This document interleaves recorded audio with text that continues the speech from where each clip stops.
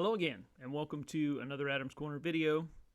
I'm Adam Long, your host of the Adam's Corner podcast, and I do a monthly 4K Blu-ray roundup of all the releases that I have received in the previous month. I do it at the end of the month each month, and these videos are a supplement to the podcast so that you can actually see what I'm talking about. So without further ado, here are some new releases that are coming down the pike.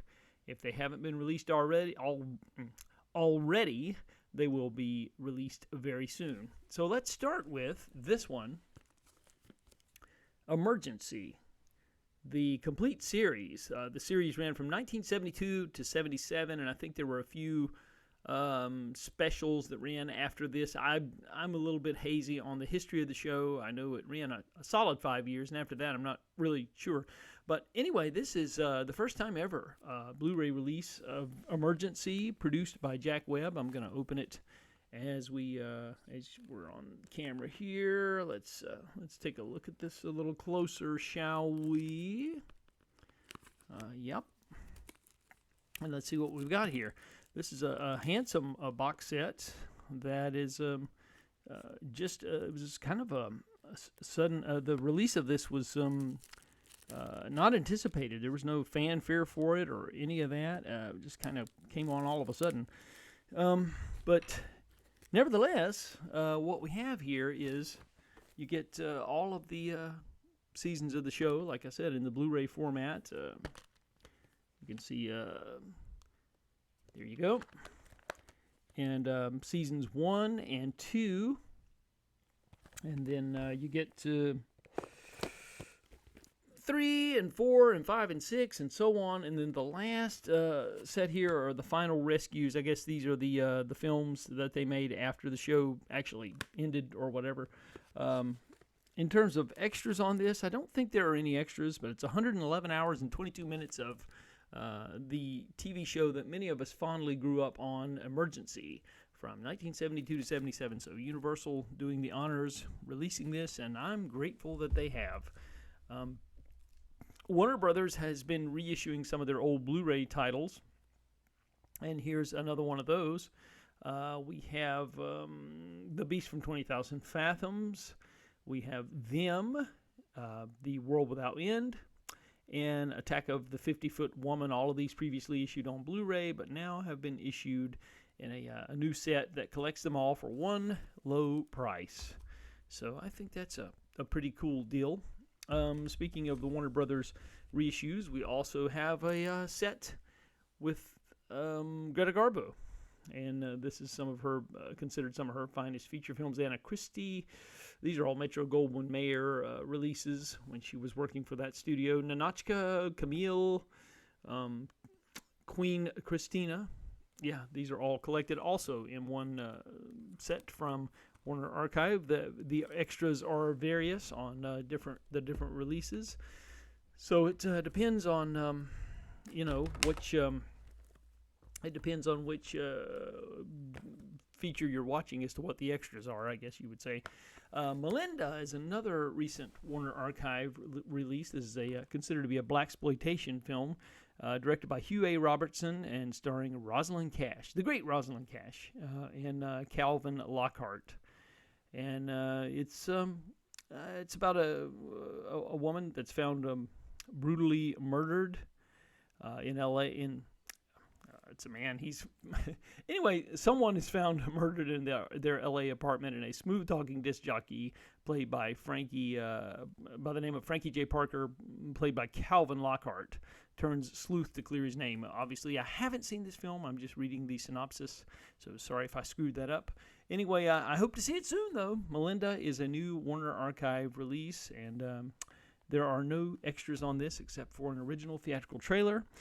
Detroit Rock City has been reissued. This was originally issued by Warner Brothers New Line Entertainment. It's a subsidiary of Warner Brothers, and this is the 1998 film about 4 buddies who scheme to get tickets to see Kiss. It's kind of reminiscent of I Want to Hold Your Hand, which was made by Robert Zemeckis 20 years earlier. Same premise, but you get the real Kiss in this film. You didn't get the real Beatles in I Want to Hold Your Hand, obviously, but this is directed by Adam Rifkin, who also he also wrote Mouse Hunt, which I'm very fond of, and he's done many other things. So yeah, this has it's nothing new here, just the original special features and what have you. But Detroit Rock City, I think it was out of print. Now it's back in print. And another Warner Brothers release that has finally made its way to me. This was released a couple of months ago, but for some reason mine got lost in the mail. This is the Looney Tunes Platinum Collection Volume 1, 50 classic shorts. Some great stuff here. These were out of print. They were going for exorbitantly high prices on eBay, and now they have been reissued, thankfully, for a reasonable price. You can pick it up if you don't have it, and it's highly recommended if you're a fan of the Looney Tunes shorts, as I am. Another release here, this one coming from Magnolia Pictures, home entertainment. This is Man on Wire, which was later remade as a dramatization called The Wire, directed by Robert Zemeckis. Speaking of Robert Zemeckis, it all comes back to him, I guess, in this video. Anyway, this is the true story of the man on August 7th, 1974, who tried to walk between the World Trade Centers. They were new at the time.